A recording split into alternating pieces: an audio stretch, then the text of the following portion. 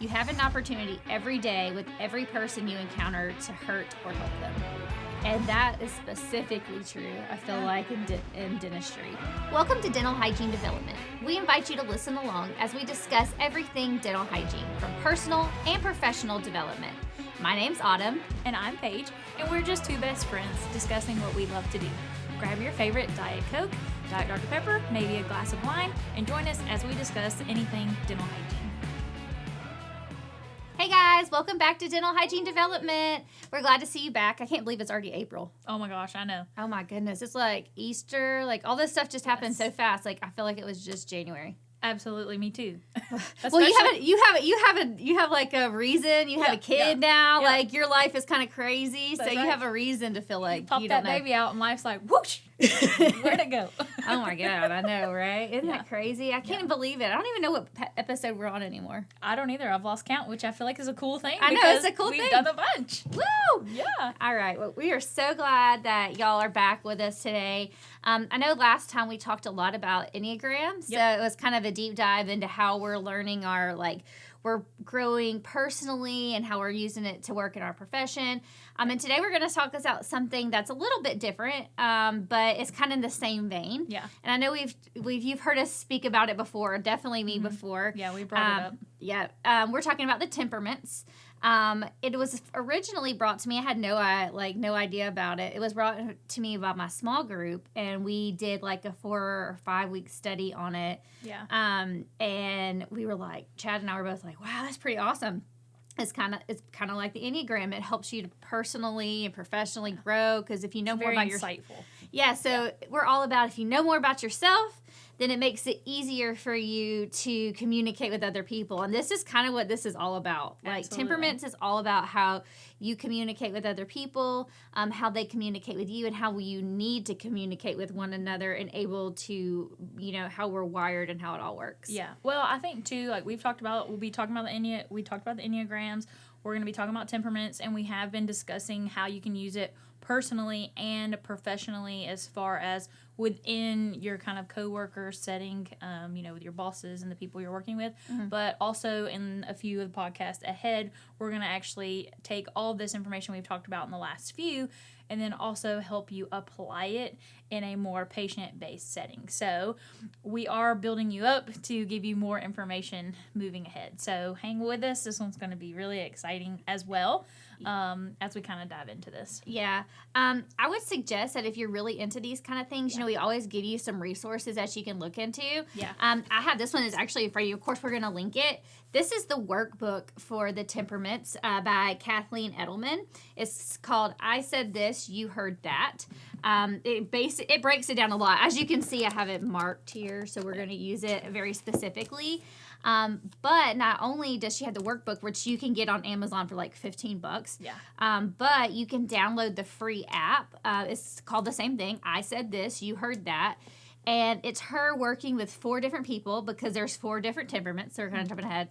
And she works with them kind of like in a round circle type thing, and they discuss all these things.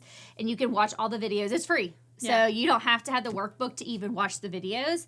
It's pretty awesome. But I think this workbook I was kind of reading through. I haven't done the whole workbook. And this is what we worked off of during our small group, our sessions each week. So there's a lot of things for you to write in here, and specific, activities for you to do to dive deeper. Yeah. But of all things, I think the temperaments is a little different than the Enneagram. There's like 1 million free Enneagram tests online. Mm-hmm. Like you can just Google it and take 20 different ones. This one you can't really find the quiz online, so you need to have the workbook if you're going to actually take the quiz. Now, I will say, kind of like the Enneagram, as we're talking about it, there's going to be things that pop out to you, and you're going to be like, yeah, that's me. That's my color. Yeah, you don't even have to take the quiz, but if it's something that you're interested in, the quiz, like I said, this is a $15 workbook, and it dives more into that, but it has the 40 questions. Completely worth the $15. Yeah. I mean, even just the cover cracks me up of I said this, you heard that. How many times in your life has that happened? Every when you're day. having a conversation with somebody and you're like, that's not what I said. And they're like, yes, it is. It can be a huge challenge. So Yeah. want to fix that? you can dive into this. Exactly. Yeah. So there's a quiz in here. Paige and I have both taken it. So spoiler alert, I'm a red. I'm a blue. Okay. So we're going to talk about it, and of course it's easier for us to talk about insight from each of them, but we're going to try to hit all of them. But one of the things, I mean, you'll kind of hear Paige and I jump back and forth, and whether you're a believer or not a believer, this Kathleen Edelman, she is a believer, and so her work is based off a Bible verse, Ephesians 4:29, and it says, "Do not let any unwholesome talk come out of your mouths, but only what's helpful for building others up according to their needs, that it may be benefit to those who listen." Yep. So that kind of breaks it down. And yes, because Paige and I, a lot of it boils down to our faith, so we always come back to that. Yep. But even these kind of things are helpful in your personal and professional growth, no matter if you're a believer or not. So I like to go back to that because for me, it brings it all together, why this is so important. Yep. In the Ephesians verse, but for those of don't cast us out if you're not a believer. That's not what I'm saying. Well, like, you have to get anybody can realize that, like, your words that you choose to say sometimes get caught up in your emotions, and you can't take those words back once they've come out, and it can cause a lot of damage, you know. And so it's good to learn how to control your personal temperament, the why you respond the way you respond, and that way you are choosing words and things to say that you want to, and not just out of frustration or emotions or that kind of thing. Exactly. But and it kind of the difference between your temperament and your personality is basically that your temperament is the why behind your personality. So, and your temperament is how you were innately wired. So what you need, the words that you need to hear, the words that how you speak your language, and your personality is how those things influence you and how you like act on them later on. And that can change. Your personality can change over time depending on things that happen to you in your life, and you know, all kinds of different thoughts and emotions and feelings can change your personality because you're a very different person. I know I am. When I was like in high school, or even 5 years ago from where I am now, my personality has probably changed, but my temperament has not changed. Right. Like just like how you're wired to be. Exactly. Yeah. So there are 4 personalities. There's not as many to go through like there is. That's right. So it's a little easier to break down.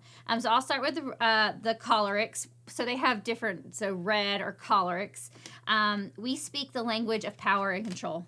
Go figure. It kind of goes with my Enneagram. Need to control. Yep. My need to control. It all goes back to that. Paige is a melancholic or blue. Yep. And they speak the order of perfection and order. So the thing is, we're both task-oriented. Yep. But we're also... It's different. So I'm more task-oriented because of other people. She's more task-oriented because of, like, her drive to perform. And it's funny that I'm in the perfectionism column because I am super easygoing. Mm-hmm. So it's funny to be, like, laid back and easygoing, but also, like, detailed and, like, have that element of perfectionism. So I think it's really funny. But, yeah, so we're two of the colors of the temperament. So she's red and I'm blue, and then the other 2 are yellow and green. Mm-hmm. And then... basically the yellows, they are the language of people and fun. So they're like really fun-loving, energetic. Very extroverted. Yes, extroverted. You will not ever not know if somebody is yellow. Like, you know a yellow when you see them. Yeah, you definitely would know a yellow. You could identify them. Mm-hmm. And then the green, which would be the 4th one we're talking about, is they're more of a language of calm and harmony. So they're more relaxed, and they want things to be calm and all's well with the world. They probably avoid conflict, that kind of thing. So yeah, absolutely. Those are the 4 types of, temperaments. And you may hear the yellows. They're also sanguine is the pretty word for it, and phlegmatics are the pretty word for green. Look, I'll let her pronounce all those big words. I'll stick with I might not have pronounced them the right way either way, but it breaks them down into very distinct, like how we speak the words. Yeah. But you also, we're going to break it down because it's also really good. It gives each one, you each have strength and weaknesses, kind of like we talked about in Enneagram. But you also have innate needs, what you need to hear to feel loved. Yeah. And also so you can use it in strength and you can use it in weakness. And one of the things you do in weakness is you may use some of the things that you say to manipulate others. Yeah. And so all these things will help you identify other people, or yourself. So if you don't have the test, then you can use these things at home to be like my family. We didn't know when we were doing it in small group. One of the things was find somebody that you want to know their color, and try to use the different things to put it together. And I've pretty much nailed my family now. That's awesome. You're awesome. around them so much. Yeah. But I definitely get my red from my dad. My Enneagram 8, it runs in the family. So there's that. I can see that. But it's also not just that, because it made my sister, I think, is a blue. My mom's a green. So we all have very mix. There's a very different amount of temperaments in the family. And Chad's a blue. So he's very task oriented. Me and Chad. Yeah. Yeah. But we're both creatives. Like, it's funny, our personality types have a lot of the same similar stuff. Yeah. And we are similar in our... So reds and blues, we're both task oriented, but reds tend to be the more extrovert of the task oriented, where blues are the more introverted of the task oriented, where the sanguines and the phlegmatics, or the yellow and the greens, they are both more people oriented instead of task oriented. But the yellows, like I said, you'll never miss a yellow because they're very extroverted. So you're going to know them. Whereas the greens, they care about relationships, but they're very quiet and reserved, and they're a bit more introverted. Yeah. So it's another one of the ways that you can figure that out. And like I said, while we're going to break it down, the reason we do these things is so we can learn from ourselves, and we can learn about others to help us in our everyday life, in the office, and not just the people that we work with, but our patients. Because sometimes, especially if you start seeing patients frequently, over and over, you know you can pick them out pretty quickly, and it helps because when it comes to patient care, I feel like the more relationships that we build with patients, which is going to kind of come in the next couple of episodes. Our next couple of podcasts. We're gearing up for that. Yep. But the more we know about them, then we know how to speak to them. Yeah. And we know how to gain their trust. Yeah. Tailor their care. I mean, and when you're talking to someone in their language, like, they're going to hear you. Whereas a lot of times you can tell you're talking to a patient and they're just like, yeah, okay, are you done yet? They're not listening. And so when you learn people, you can learn how to get them to listen to what you're actually saying. Yeah. So. And one of the things that Kathleen, I set this out in the book, it's pink highlighted because it was like not like something specific like we need to talk about, but just something I liked because she says you have an opportunity every day with every person you encounter to hurt or help them. And that is specifically true, I feel like, in dentistry. Yeah. Because you can we can actually physically hurt them or help them. So there's that. But I think this podcast, yes, we can talk about, logistics as far as dentistry, but to us, it's all about how we connect with patients and our coworkers, and that is the one thing that we don't want to do. We want to be able to help them and not hurt them in the things that we say. Absolutely. While trying to get across what we need to. Right. Absolutely. So I just really love that quote from her. And that kind of reflects back to a lot of people in the dental field, feel like their caregivers are berating them or like getting on to them. And, this can help you steer away from that into that instead of hurting them or making them feel offended or, like they're doing things wrong or badly. You can help them to see a better way. So, this one's, absolutely. I feel like, very applicable to the dental chair. I was like, field. Ooh, mark that one. Yeah, that's super good. That's just super good. So, we kind of already discussed like this, like we've broken down the 4 different ones, and the ones more task-oriented and introverted.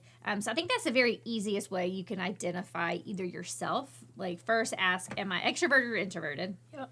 And then ask, am I more task-oriented? Do you like to get things done? Like, to me, I love a good checklist, man. If I have a list and I can mark it off through the day, I feel like I made so much productivity that day. If that's you, then you're probably on the red blue side. Yeah. But if you could care less about a list, or you don't really care about breaking your tasks down, you might be more on the yellow green side. Yes. So I think those are probably the easiest way to find out if you're task oriented and if you're an extrovert or introvert. Yep. Those are the easiest way, I think, the first ones that you can break it down into. Yeah, absolutely. And then as you go, we can talk about overall, like, the strengths and weaknesses. I'm pretty okay, so this is funny. So in the videos, if you break down that video and you start to watch them, the lady who is the red and the choleric, she did not want to believe that she was a red. Like, she's like, no. Exactly, because I think we all think about weaknesses of the red, and people tend to think about reds as being like very which we are very dominant. We like to be in control, but they look at us as a bad thing. And kind of how we were saying the Enneagrams, there's no bad number. There's no bad color. Yeah. This is just how we are. Weaknesses on both sides. Exactly. All like colors. God wired us this way. We're supposed to be this way. It's our innate needs. Yes. So these are things that were brought from when we were born. This has nothing to do with personalities and what our life has done to us in the past to make it. Yeah. So this is what you were truly born with. But I will say, if you have a tension towards whatever you are, that means you're probably walking in the side of like your weakness. Absolutely. And it is your responsibility to rotate over to that healthy side of your personality and embrace that, you know, about yourself. So I think that's another good reason why these are good to go through, because it's very eye-opening to yeah. Yeah. So we'll start with my weakness, like reds weaknesses, because I'm very aware of them. Weaknesses for reds are we can tend to be very argumentative, dominant, and have a harsh tone. And I think that's what people are like, ooh, like she didn't want to say, well, I don't see myself as a red because I don't come off harsh. I don't feel like when I talk to people, and I didn't want to think that I came off harsh either until you step back and you're like, I probably, and unless someone tells you, which I have had somebody tell me, and it was a very eye-opening experience and someone told me that, that you don't want to believe that could be you. We also have a tendency to be bossy and impatient and intolerant. So great ways for you not want to be a red. So these are things that you're doing in weaknesses. So if you're aware that that's a weakness of yours, then you can work on it. Because while we have these weaknesses, we also have great strengths. Because reds are uniquely wired to be visionaries, and we can see and achieve goals like very, very easily. On that task side, we like to get that things done. And so if you look at the strengths, even though we might be sometimes come off as a harsh tone, we're also very responsible. We're very, very decisive. Yeah. Like, if you ask me, I'll tell you what I think in a minute. We kind of talked about that, like when you can make decisions and who you need to call out. Reds are people that can make those quick responses. We're very decisive. And we're very good at delegating tasks to do, because we have to have tasks. We like to check them off. So if we know that we need somebody to help, we're good at delegating them. We're also very dynamic leaders, and we're good at managing tasks and employees. So if those are great things, you get things done. So you have to look at all of them on the good sides, but you have to equally weigh them both. Right. And unless you're aware of what you are, then you can't work on your weaknesses. Yeah, you can't grow in those. Mm-hmm. But it's funny, before I even would knew your temperament, I've always told Autumn, I'm like, you are such a natural born leader. Like, you have such a talent there. And it's funny because I'm like, da-da, like, obviously, yes, she is. And I mean, obviously I've known her for a really long time, so I can see those things in her. But, you know, there are people who just are how they are. So exactly. It's funny to me. That's how you are. So let's talk about the blues. We'll go to me. So I'm the blue, and we're kind of like considered melancholics. But our weaknesses are we can tend to remember the negative things. We have a fear of failure, which is very accurate, and can have a low self-esteem, which is funny because I feel like people see me as having a very high self-esteem. But internally, I'm always like, oh my gosh, like, did I do something wrong? Like, did I hurt their feelings? Like, but you're also very aware, so that's why it comes off differently to other people. So I can have those conversations with myself of like, yes, you feel all those things and you think all those things, but this is the truth. And then you give yourself a little pep talk out of that. So that kind of brings me back into the healthy side. Yep. I also have a tendency to be kind of judgmental and critical of others because I am very critical of myself. And so Perfectionist. I am looking at everything and everyone, including myself, to be like, how do we do everything exactly correct? Yeah, and if it's not correct, I have a problem. I have Rule to follower. be like, I'm a strong rule follower, like strong. And I think I've always thought like, oh, that's just me being moral, you know, like I want to follow all the rules and do all the things right. But there is a bad side to that, and it can be stressful, and it's a weakness.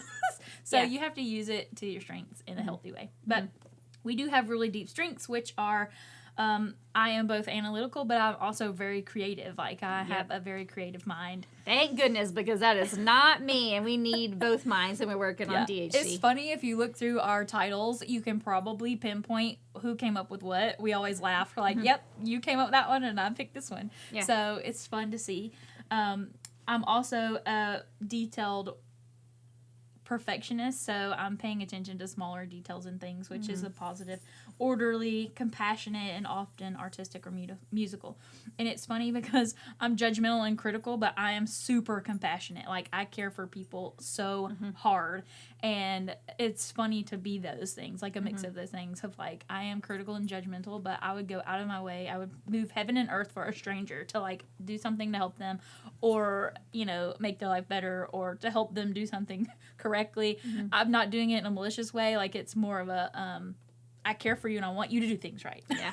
Instead of like malicious. So I have to watch that though, because not everybody accepts that in a good way. Well, because you're task oriented and you care for people and you're perfectionist, but also because you're creative, you're uniquely required to have creatively problem solve. Yeah. So you're good at that. Like, you can think outside the box. Yeah. And figure out things to get it to the right way. Yeah. Absolutely. Where I'm like, you'll step by step think about problem solve, whereas me, I'm an 8. I'm like, let's just figure it out now. Yeah. I don't want to break it down step by step and try to get to the perfect one. I just want to make one now. Right.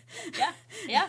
That's true. And it's funny because even like planning events, like I love doing things for people like baby showers or, you know, things like that. But I'm the person that I'm like considering everyone. I'm like, so what do you think we should do? And when you're planning an event, you need someone who's like an 8 where they're like, this is what we're doing. And these are the things, you do this, you do that, you do that. And so I have had to learn over time that like, yes, it's good to consider what everyone kind of wants to do. But if you're the person, the manager or the person in charge or setting this up, like you have to have some of those other traits. You have to say, oh, I see that's a good thing in them, so I'm going to use that here. So you can do that at work, and, you know, you can always grab from other people's positives and incorporate those into yourself. So that's always fun. Yeah.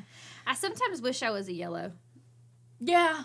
Because I feel like yellows are so bubbly. Like I said earlier, you can't miss a yellow. Yeah. So a lot of their strengths are they're magnetic and they're inspiring and they're very encouraging. So they always have a positive spin on everything. Yeah. And they're great storytellers and they bring joy and like laughter and all those things. Like they bring all those things that sound good. Yeah.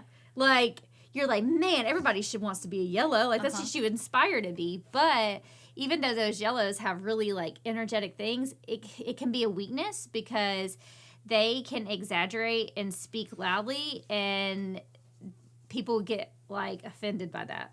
Like some people don't take well to that, and it might be too much. It's like overwhelming to people sometimes. Yeah, like a lot of people, like especially at work, like if people who are very task oriented, like myself or yourself, like if a yellow comes at you and all they're thinking about like all this, like just being overly, you're like, wow. Okay. Too many things at once is happening. Yeah, like I can't do all that. So one of their weaknesses is because they're just so excited and they're excited about the next thing, they tend to be very forgetful. Yeah. And they're naive because they're not thinking of all the little things that, you know, like blues are really thinking about, or reds, because they're just thinking about, ooh, I'm so happy-go-lucky, you know, like we're going to do all these great things. So in some ways, like I just feel like everybody wants to be yellow. Yeah.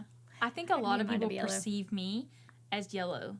Like a lot of the time, like, and I think I do have some of that, but like underlying internally, I definitely am a blue. Yeah. So it's really funny to like see the other ones and be like, I see some of those things like how other people would see that in me, but because I'm a blue, that's why. You're the more because it's your introverted side. You're not the extrovert like they are. Yep. It's so funny to me to kind of relate, but no, like. Yeah, that's kind of because I am this way that I also have some of this on the outside. But yeah. And then the greens, people can maybe mistake them for being lazy. Yeah. because their weaknesses is they respond to stress by being slow and stubborn. Like, if you stress them out, they're just going to put the halt on and be like, nope, I'm not getting anything done. And just out of spite, you know, like, I'm going to be stubborn and I'm not going to do it. And then you just think, oh, they're just being lazy. Yeah. And really, they're just stressed out. Yeah. And they just put the wall up. Yeah. And they have a tendency to avoid conflict and just be, just like I said, too compromising. So they're just gonna Whatever avoid it. you think. And they're really not speaking their truth Right. or using their They strength. totally disagree, but they're like, just whatever you think is good. Exactly. And they know that what they think is, they know what's right, Yeah. but they're not going to say it because if they get stressed out, they're just going to be like, you know what, it's not worth it to me. I'm not going to. Y'all just go do that and we'll see how that works. Exactly. For They're you. going to let you see how it works. So, you know, that's their weaknesses, but their strengths is they're those people again, and they're very steady and calming. Mm-hmm. Maybe I should be, I don't know. Why do I want to be other colors? I just need a little bit of them. Like their calmness and, you know, just they're very good at listening. They're loyal and they're great at listening and they just want to be, you know, I don't know. I need a little bit I of feel all like of life them. is stressful. So to be able to be calm and like that's your innate ability, no matter what's happening around you, that just sounds fabulous. I know, just to be calm and like be great in an emergency situation, which I'm actually pretty decent in emergency situation because I'm decisive. But like for those who just don't get stressed out at all, like I feel like that sounds awesome. Yes, it sounds fabulous. I would love that too. I feel like it's funny you say the emergency situation because like me and I think Jack is agreeing. I think Jack is agreeing too. Which is my husband, Jack. Yeah. But I'm going to make him take the test. I was going to do it the other night, and he was too tired. He was, like, literally in bed, almost asleep. And I'm like, that's not a you good want time to take the temperaments test? Yeah. He was like, no. I don't want to take the temperaments test. Actually, I want to sleep. Yeah, exactly. He's being stubborn. He was. He was. He's great. very good at being stubborn, but he's also very sweet. He's easygoing. Yeah. But, yes, I had to learn, like, I use facts and, like, the checklist kind of type of thing. I'm like, okay, now I've been educated on how to do this so I can be more calm and responsive in the situation. But if I'm not prepared, I'm like, I feel like a chicken with my head cut off, you know, like just, what do we do? So it's well, that comes down to what you need. Yeah. Because right here it says the innate needs of a blue are safety and support and sensitivity and space and silence. Absolutely. Nailed it. I mean, I need all those things. Those are like spot on. So if you're not getting those things, then it's going to tend to make you be in more of your weak self because you're not getting the things you need innately. Absolutely. Where of course, I need loyalty and a sense of control. So if I don't have control, I'm going to feel more stressed out. Yeah. And I'm going to act towards my weaknesses. And also, Reds need, you know, credit for their work and appreciation because we feel like we've done we know all the right answers. Right. You know, we need that sense of control. And you've worked really hard, so you want to have acknowledgement. Yeah, I get that. And then the yellows, they really just want all the approval. Because, like I said, there are those people, they need the attention. They're extroverted, and they want to feel like they have friends, and everybody approves of them, and their affection. Yeah, they feed off everybody else's approval and attention and affection. Yep. But those greens, like Jack, he just wants a lack of stress. Respect. Yep, and harmony. Like they just want respect. They need the lack of stress. They want to they have feelings of being like worth or worthy, and that's very much him. He does so much for other people, like, and I have a lot of respect for him because of how he is and that. But yeah, that's funny. I definitely want him to take the test. Yeah, he's definitely agreed. We nailed you. We nailed Jack. He's agreed. We don't need to go into anything of that. Yeah. But we talked about how you can. So if you're getting your innate oh my goodness, innate needs. That's hard. Say that like 5 times fast. Yeah. If you're getting your innate needs, then you're going to work into your strengths. But if we're in our weaknesses and we're not getting our innate needs, we're more likely to try to manipulate people with our color. So like me, how I manipulate people and control is by tone or volume. So remember like you have bad tone, like I'm going to try to get louder and my tone is going to get harsher. And it's because I'm trying to manipulate you to do the things that I need. Where me as a blue, or Chad as a blue, his mood and my silence. mood and then silence. And that is so true. Like if me and Jack are like irritated each other or something's happening, like, I just stop talking. Like, I'm just quiet. I don't say anything. And then I will come back, obviously, later once I've thought about it. But, very different. So, like, true. Chad's a blue, so he will get silent and get moody, whereas me, then they just put, I can't really say that on the podcast. So Chad, he gets moody and silent, but me, that just makes me angry. So then my tone and my volume go up. Right. So, like, that's very different. We start y'all are like opposites. and that's bad. So you start using ways you manipulate people, and you're working against one another. These are one of those things that we're working to hurt people and not to harm people. So when you're trying to manipulate them, you're really just trying to hurt them against their stuff. Whereas the yellows, they will use their charm and flattery to get anything they want. Yeah. Which probably works really well. It probably does work well for them. It's easy for yellows to be in that, like, a little unhealthy side of that manipulation. But, and then we kind of talked about the greens, that they can be very stubborn. Yeah. So, like, if you get them in stress and they start to get overwhelmed, they're just going to be stubborn and put their foot down. Yep, they're going to procrastinate and just be stubborn about doing anything. We just had this conversation at dinner the other night. We did. Yeah, about me and Jack and our relationship, and how he is a little bit of a perfectionist, but he's also can procrastinate. Like, I kind of tell him, like, hey, can you do this house project? And then I'll have, like, a whole list of things that, like, oh, can you do this one? Can you do this one? Can you do this one? And he just cannot take it all at one time. And so he does nothing. And it's exactly his personality type. But, like, I have stressed him out and overwhelmed him. And so he just is like, I can't do it. That's his green, just putting the walls up. Just stubbornly putting it up. So what I told them, my trick is that I found in my marriage is that I'll go and pick She's manipulating. I am manipulating. I'll go and start one project. I will physically start it, and then he will come in and, like, start doing it. So it's like, if I get it started, like, I pick one, then he can roll with it. So it's funny, you learn ways to kind of, I'll call it help each other out. Yeah, that's what you're doing. We're helping each other We're out. helping. We're not manipulating. Yeah. So I love this verse. We're looking at the verse again. It's Ephesians 4:29 for anybody who wanted to go back and look that up. But yeah. So, like, I was reading this. This is why I marked it on the side, because when we were talking about unwholesome talk, being responsive to the unwholesome talk that we're coming from that verse. Melancholics, we were talking about how you manipulate. So blues may even argue that the silence is saving them from using some of their unwholesome language. And you have to consider the motives behind it to think about that. So while you think that, well, if I get moody and silent, that's keeping me from saying things that I don't want. But you have to think, was the motive because you're trying to get back at Jack for being stubborn and not doing something? Yep. Or is it truly you're just being silent because you need time to think? Right. You know, like, what are your motives? So that's how you have to... Sure, I've hit both of those before. Yeah, absolutely. You know, and I think reds are the same way, whereas we would say, well, we get loud and because my volume goes up because I need people to listen. And so I have important things to say.